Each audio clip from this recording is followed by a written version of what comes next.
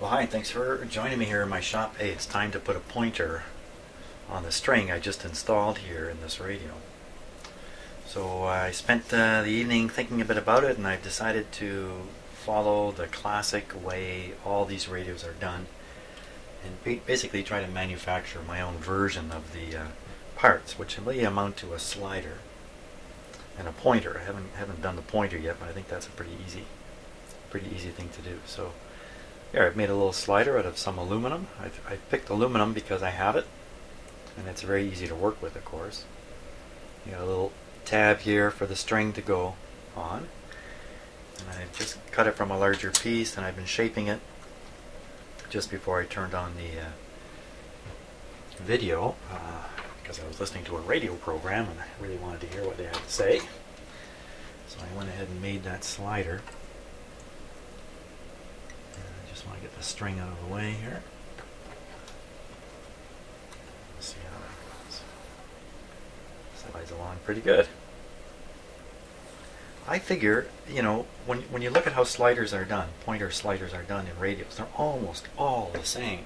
So I figure there's a lot of wisdom in that design, and rather than do something, I don't know what I would do on my own, I've just gone ahead and made up the same thing. I'm worried it's a little too big, but there's quite a potential to slide past the number area, so I don't think that's going to be a problem in the end. So now what I really need to do here is figure out the pointer. And I'm thinking I'll just get a piece of red wire and just run it over and down, and I'll glue it. I'll epoxy it on up here.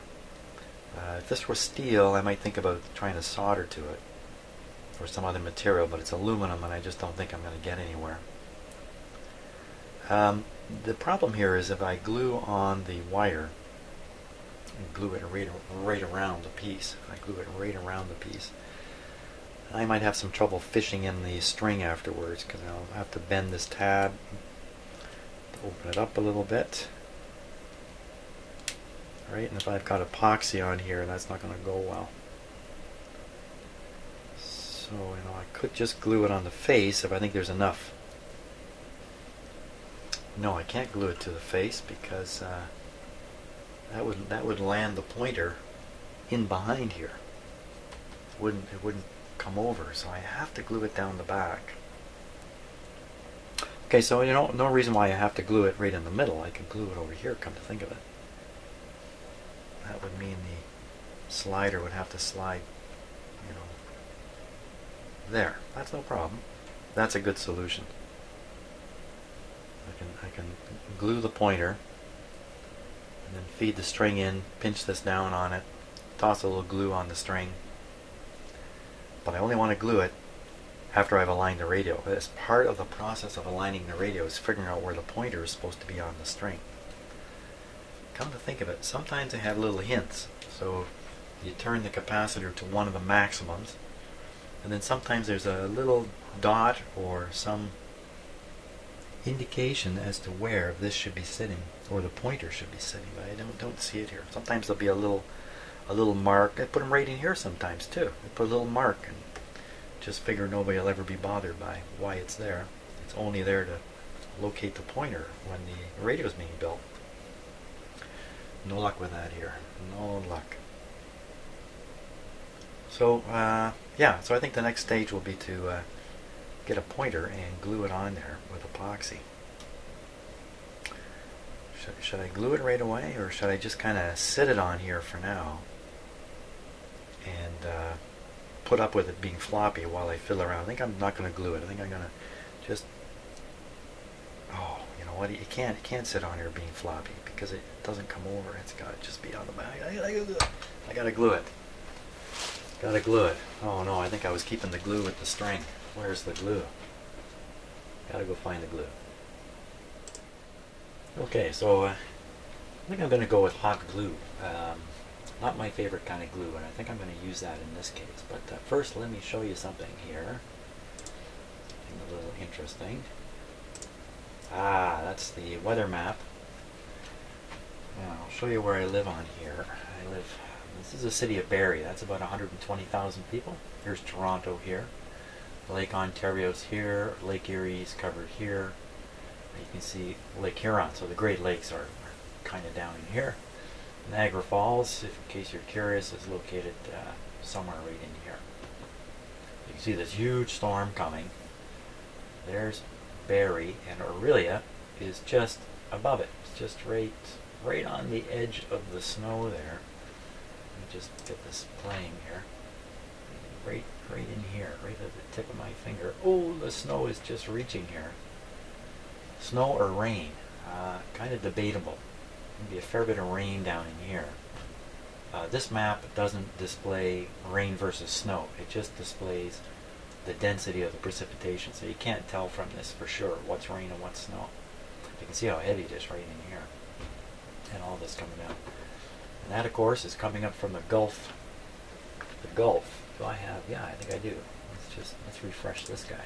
We get a whole view of North America here, or at least most of North America, the U.S. and Canada up here, and I live right over here, in amongst the Great Lakes. And so you can see this is typical of weather in my area. It basically flows up this way and heads out that way. It can come up kind of through the interior, or it can come up the seaboard, or it can even occasionally go right out in the ocean here. No one cares too much about that. Often storms coming up here miss where I live, but they hit the east coast of Canada. East coast of Canada, you can't see on the map here. It gets a lot of heavy weather out here. And look at the amount of moisture in here. It's just a huge amount of moisture. So apparently this storm actually started over here, believe it or not, and came off the Pacific Ocean, traveled across the United States like this. And when it gets into this area, it begins to draw the moisture up out of the Gulf and shoot it right up towards Ontario and Quebec, and then on into the eastern Canada. So that's kind of how weather works here mostly. Most of our storms do this. It's just the same thing. Summer and winter, it's the same thing. They're coming up this way. The hurricanes and that, they come across from Africa through the Atlantic Ocean. They come in here and they curve up and head up this way, usually staying out along the seaboard here. They don't usually come into the interior. Although if you want to look at one, there was one in the 50s called Hurricane Hazel that came up. I believe it cut through somewhere in here and dumped massive amounts of water up in this area and caused major flooding in the city of Toronto. Very unusual for a hurricane to actually reach the city of Toronto, but you know, it was a long time ago, 1954 I think it was. Anyway, that's a look at the weather. You know what? Canadians love weather, and you can see it. I'm happily talking about it. So back to the radio now. Yeah, so basically I'm sitting here waiting for a great big storm to come. I've already gone out this morning to the grocery store, bought necessary things. Cat food, man, you don't want to get stuck without cat food. Holy smokes. So I got cat food, and I got everything else. Filled up my car with gas, even gasoline. Not that this is some kind of monster storm coming. I mean, it's just going to be a snowstorm. I'm going to dump 15 or 20 centimeters of snow here. That's nothing too extreme, but nevertheless, you never know. There's potential for a lot of freezing rain coming with it. If we get freezing rain, a couple of years ago I went through a 6-day period without electricity, and that was when I was living in a major city. 6 days, no electricity because of freezing rain. So gotta take these things a little bit seriously. So I got a piece of wire now. I had a piece of wire. There it is. Nice piece of red wire. Has a single solid conductor in it, so it's not very flexible. It's just what I want. And I'm just gonna glue it on the back here, bend it down the front.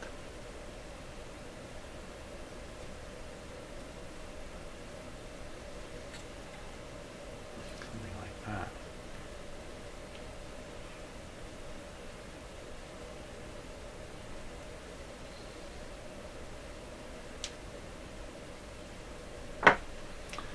Just cut it here.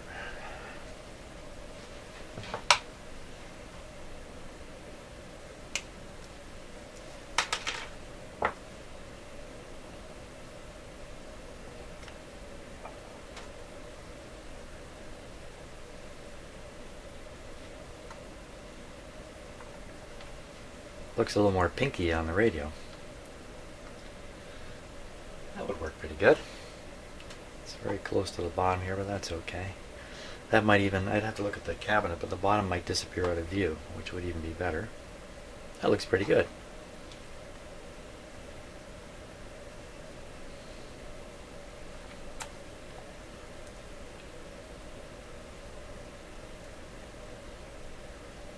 Guess we can let it loop up above a fair bit. What's the difference? There's nothing up here. Yeah, it could always be something in the cabinet that might be sitting here that this would bump into, but I'm not going to worry about that. This is so flexible, I'll be able to reshape it even after I have it installed.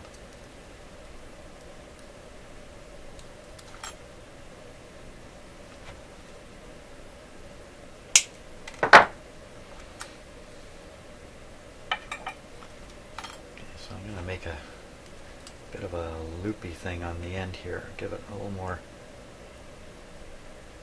opportunity to glue up nicely.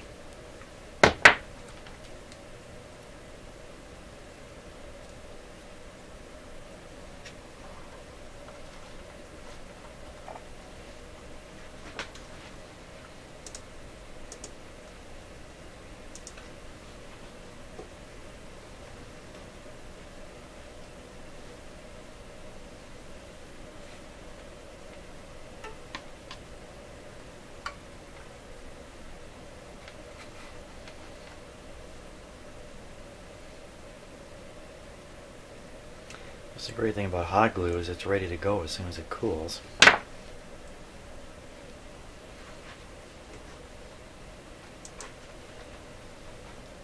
And you can warm it up again and it becomes liquid again. It's not the kind of glue that really sets. It's really not glue, is it? It's really just some kind of plastic that melts at a fairly low temperature. That's what I think it is. I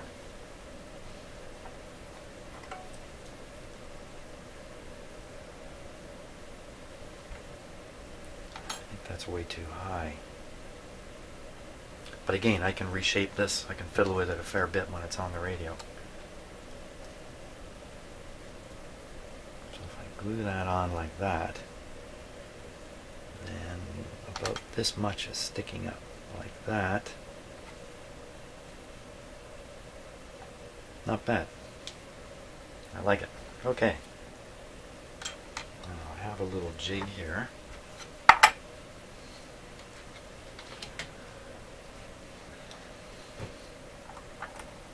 was using this to shape this metal and get this as squared up as possible. We don't want it to be round. If it's round, then it's going to grip the edges of the slide bar. So you want that to be as squared up as much as possible. So basically put it on here. I see it needs a little more squaring. Okay. Aluminum, great material for doing that kind of thing with. Slides nice on here. Now, where to glue this?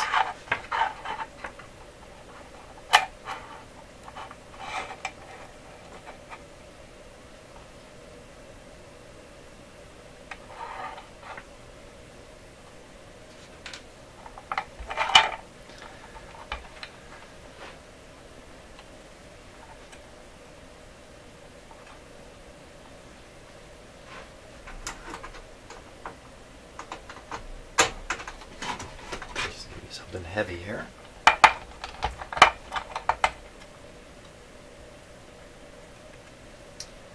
we go. Yeah, it'll hang right there. How do you like that?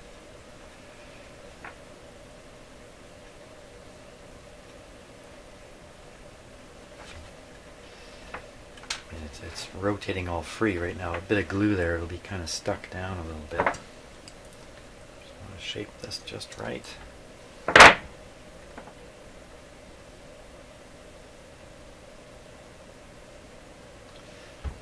looks pretty good. Now, with the pointer, when you have the pointer on here and it's tipped a little to the left or a little, just a little bit, it's very disturbing to a person looking at the radio. And I admit it's kind of like a psychological level. You know right away something is wrong, something is not right if the pointer's off just a little bit. That is what you often look at, especially when you're going to tune the radio. You're looking right at the pointer, and it can be disturbing if it's a little off to the side. So we want to get this as good as possible, straight as possible, but it is just a piece of wire, so I'll be able to bend it and fix it up. And of course a little too much bending is going to put kinks in it. So, and I should have had my heat gun plugged in, or my glue gun plugged in already. It's going to take a little while to heat up. Great. So I'll let this just sit over here, heat up. And what can we do with the radio in the meantime? So the next thing is going to be an alignment. So why don't we set things up for that? That's a good idea. While my glue gun heats up. While my glue gun gently heats. Okay, while I was getting the antenna connected, I was connecting the antenna to the radio, I realized there's a capacitor here on the antenna, which basically goes between the external antenna terminal and the radio. The main reason for this capacitor, as I understand it, and, sometimes I don't have the full picture on this stuff, sometimes. The purpose of this capacitor is to keep you safe, because the chassis has the potential to be live. Yes, it's through another capacitor, but nevertheless, if something were wrong, the chassis could go live, and the chassis is essentially connected here, more or less. So if you're going to touch this on the outside, you could be essentially putting your finger right on line voltage. I mean, it's not terribly likely with this particular radio, but it could happen.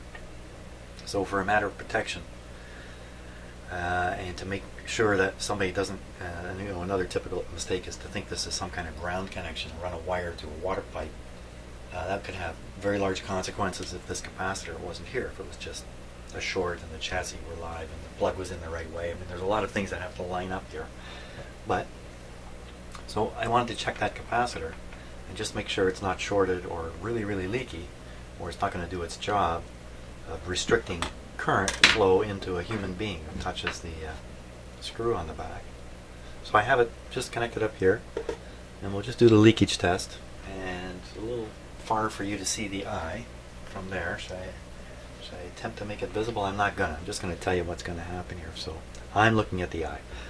I got to figure out some way to shoot this eye properly with a camera. It's very difficult to get a good image on it. So anyway, 25 volts. Okay, the eye barely closed. 150, closed and quickly open. 250, closed and partially open. So this capacitor is ever so slightly leaky. It's a very sensitive test I just did. So in a world where you just don't replace everything all the time, and that's the world I'm in, that can stay. So I'll just continue hooking up the antenna. One of the wires here is just on the verge of breaking off. Now I think I mentioned I didn't quite understand why this would be, these terminals would be polarized. There's instructions on which terminal goes where. I said that in an earlier video. Why would that matter? And then afterwards I was thinking more about it, and of course it matters because of this antenna connection. You want to make sure this antenna connection is connected to the antenna input, not the chassis ground. So if you put these on backwards, the radio would work, but if you hooked up an external antenna, you wouldn't get anything else from it. I think that's how it would go. So that's why the polarity there. The coil itself, I don't think has any kind of polarity to it. Now, perhaps my gun is already hot enough. Just get this unnecessary cord out of here. We'll take a look here.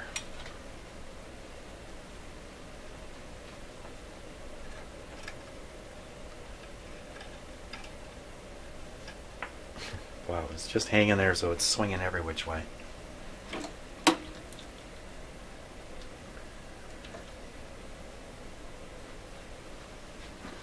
Take advantage of my new crane camera there.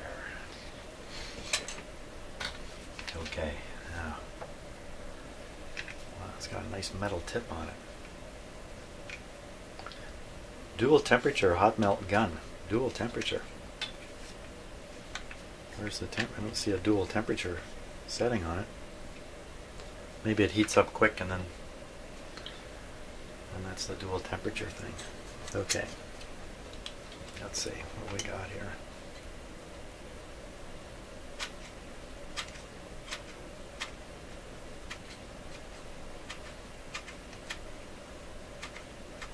The glue stick was barely in.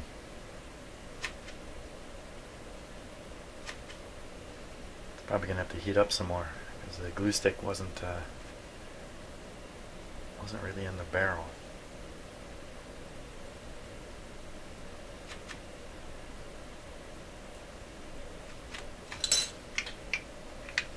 It is heating up. Not hot enough yet. Not ready to go. Okay, we'll leave that sitting there. Okay. Oh yeah, back to setting up the radio.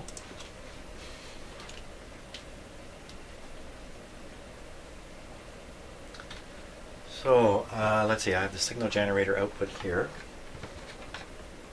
ready to be connected to the radio as necessary.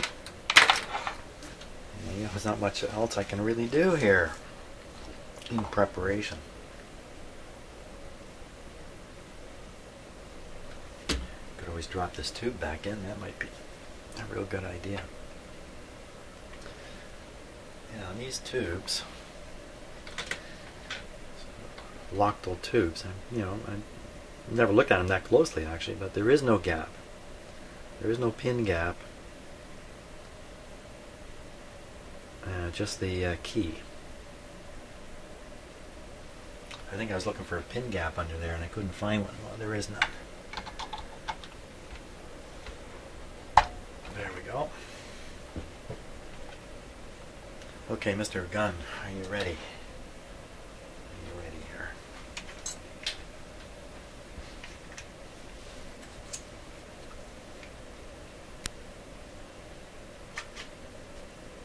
Yes, it is ready. It is ready. Okay. Yeah, so now it's up to me to be ready.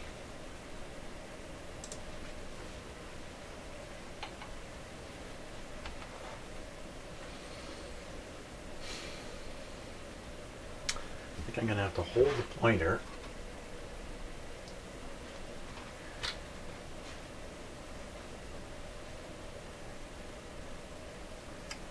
Hold the pointer like that.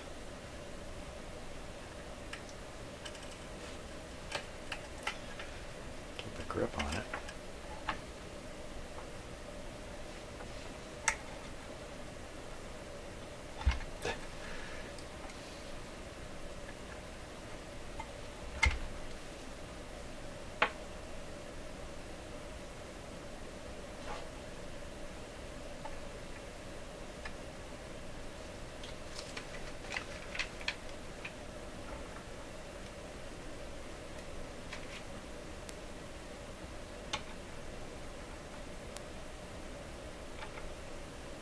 Big blob of glue.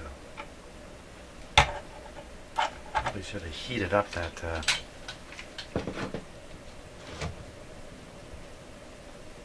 I should have heated up the metal a little bit first.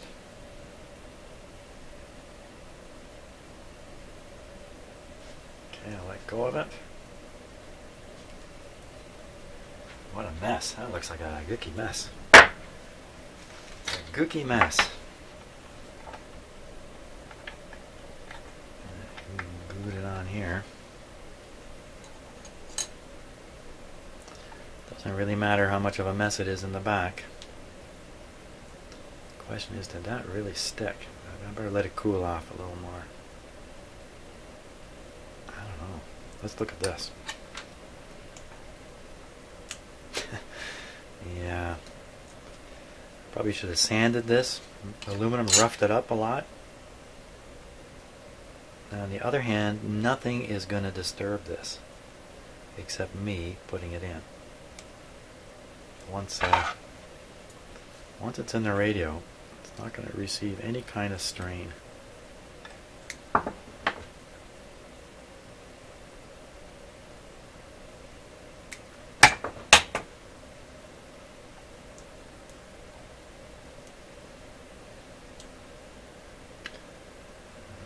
Just peeking over there might act like a little bit of a break. String's going to have a hard time kind of bumbling through here and then getting under the spring tab. And I don't think it's a big deal at all, though.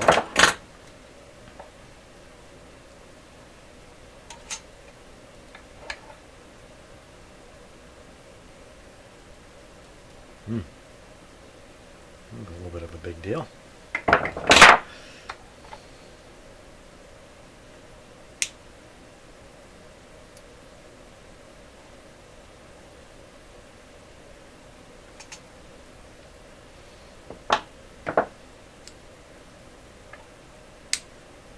Okay.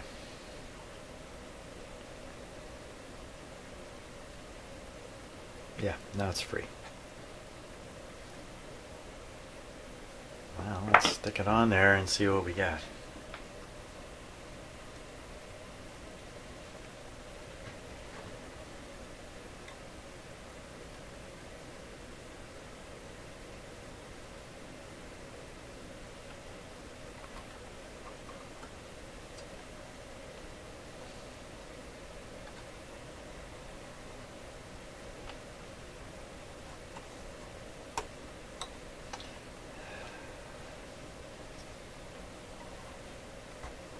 Not too bad.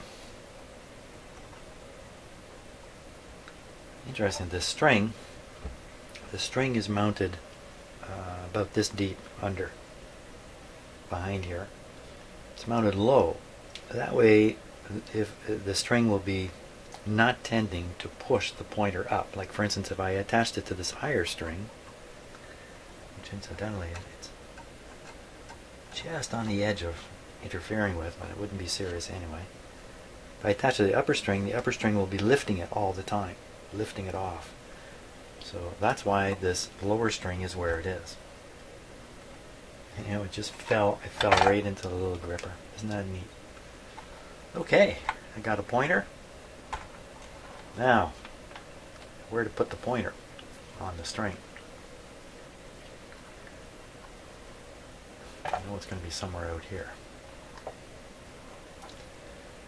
So I'm going to tune the radio to roughly 1,000,000. Let's tune it to 1,000,000. And hey, I didn't turn on the signal generator here.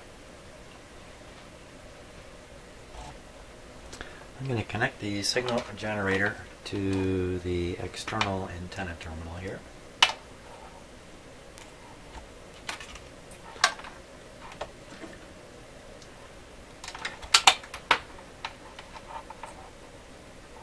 Let's go on the capacitor side.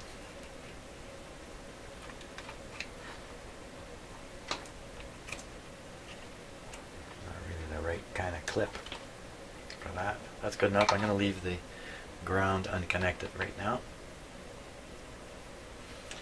You know, even I say it's not connected, but it is connected. It's connected through capacitance. Tiny amounts of capacitance that just exist. You cannot escape it. Okay. Okay, dokie. What now? Where are we in the playlist here? What are we up to? We're pretty close to just... Oh, look at that. It's actually dialed. Well, you can't really see it, can you? Let me change my lighting here in the shop.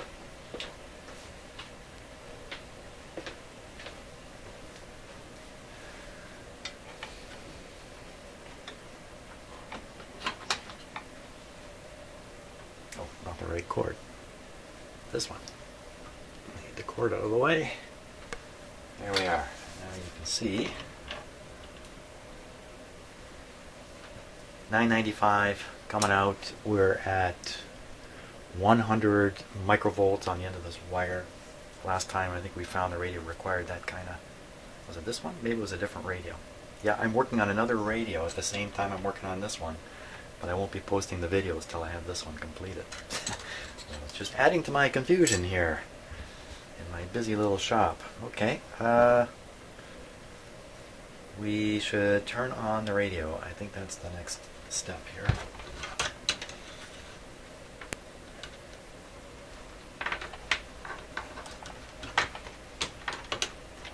Tangled up in my camera wires.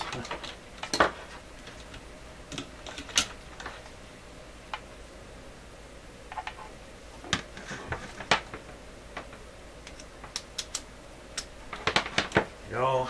Okay, switch is off. Volume is down. Tone, who cares? We're all set here. Okay, I'm going to put it on restricted power first, just to be sure. There we go. No problem. Full power. Kind of see the light here. Can you see the light?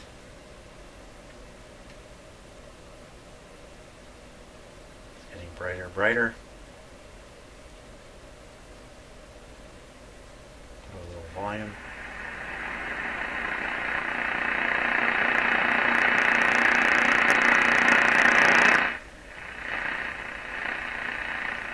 That's the volume. That sounds like automobile ignition noise. I don't think you hear that anymore.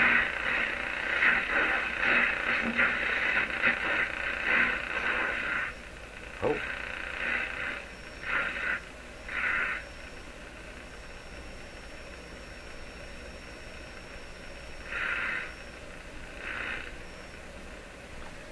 Would that be my signal generator right there?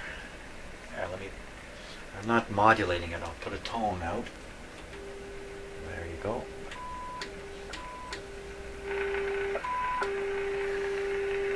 That's it.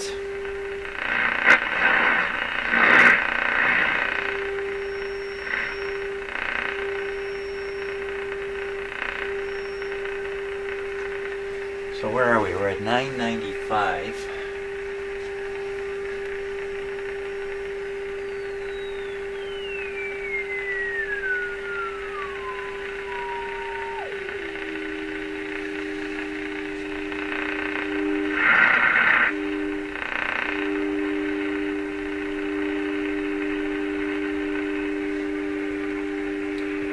Pointer should be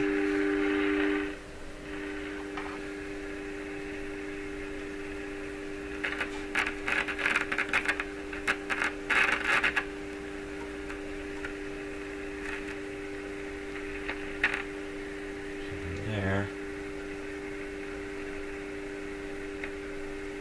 Yeah. How do I ever get the string attached to this? It's kind of.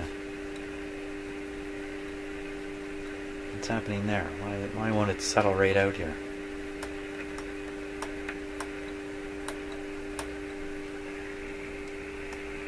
Might be the string, might be the pull string lifting it a bit.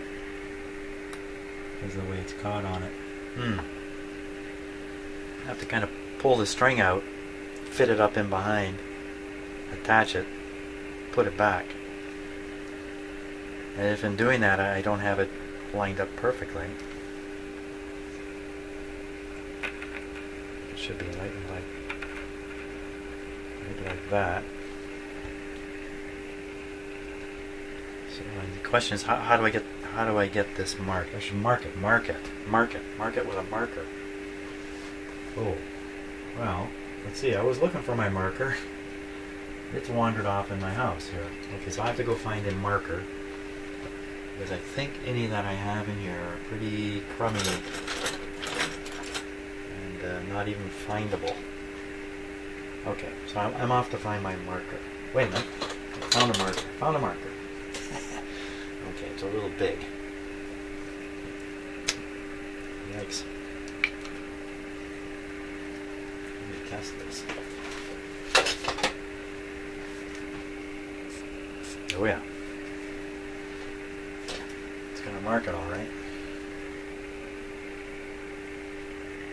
It's really interesting. We're really close to the knot here, you know. Maybe I don't need to mark it. Maybe I can just use my powers of observation here.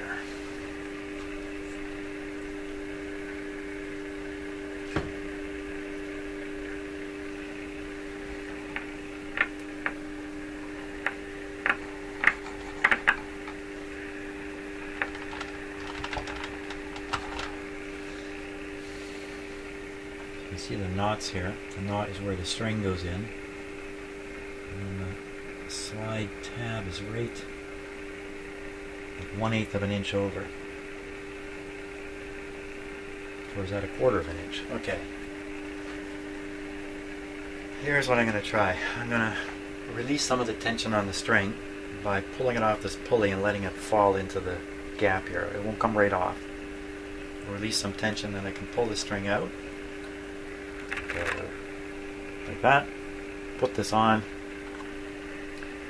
Attach it somehow. I'm still not sure how to really lock it in there without gluing it, because I don't want to glue it yet. No gluing of anything yet. Okay, so we'll dismount this string here.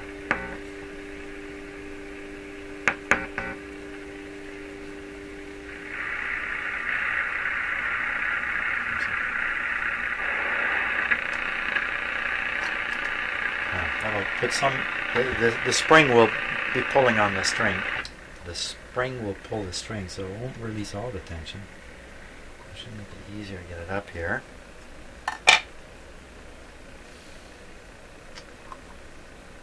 This guy is supposed to be sitting exactly like that. So hopefully, if I just squeeze the lock tab down on it. I squeeze that, I'm going to distort the whole shape here if I try squeezing that without it on the slider. Let's put it back on the slider.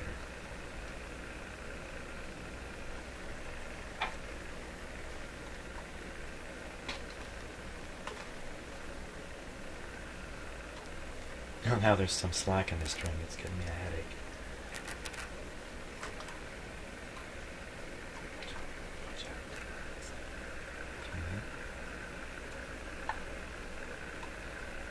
So the right spot would be right there. How am I going to bend that little tab back in there?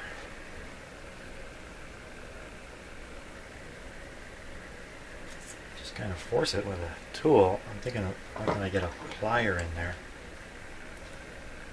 Can't get it down the front. Don't want to put it on the front here and do this.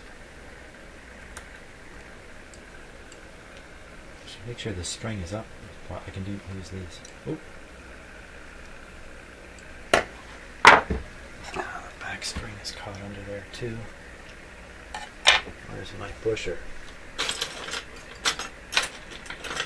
What did I do with the pusher puller? Can't find it.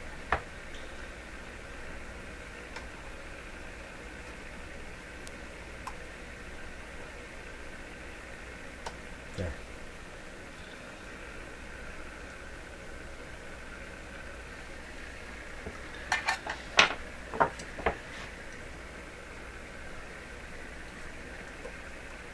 Can't get in there like that. Just have to kind of push it with a tool.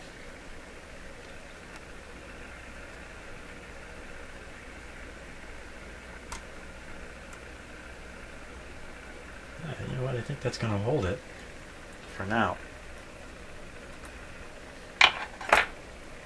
Let's see. Then again, maybe not.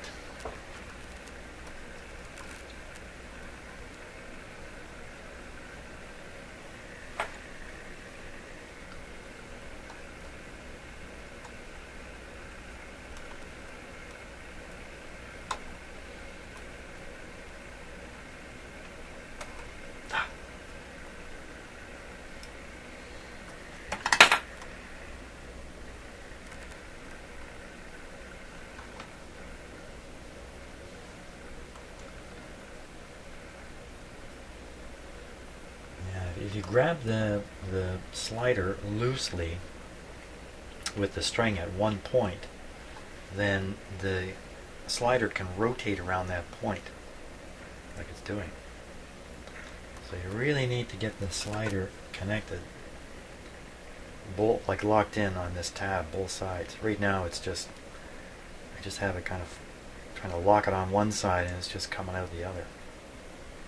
You know, a whack of glue would do the trick. But I do not want to do that just yet.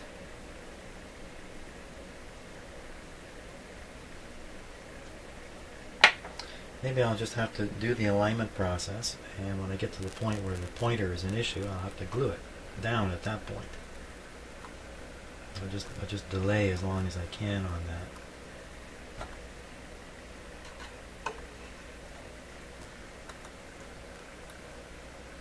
So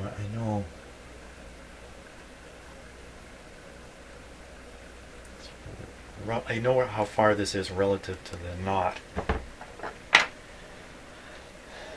I can keep repositioning it until I really need to glue it. I think I can nip these wires. In fact, I should put a touch of glue on that knot, and not the hot glue. Not the hot. I would use kind of regular wood glue or something like that.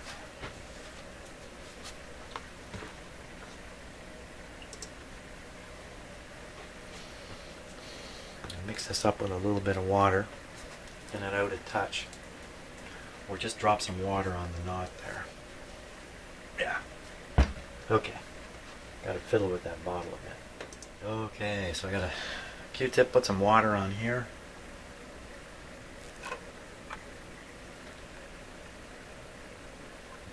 Just put a little bit of water, just wet up the knot a little bit.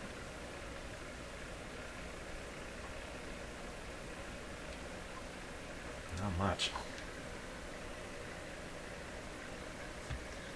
A little bit of glue. Whoa! It's worn a little bit. This glue's not as thin as I was expecting. There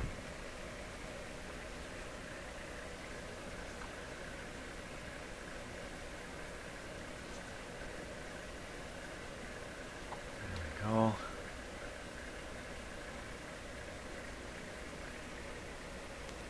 Let that sit there and dry. Meanwhile, my hot glue gun is getting even hotter.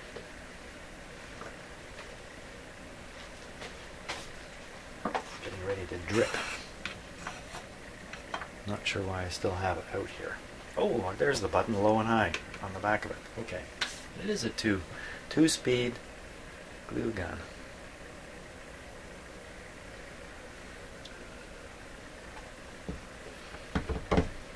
Now, what kind of alignment can we do while we're waiting for all this stuff to solidify in that?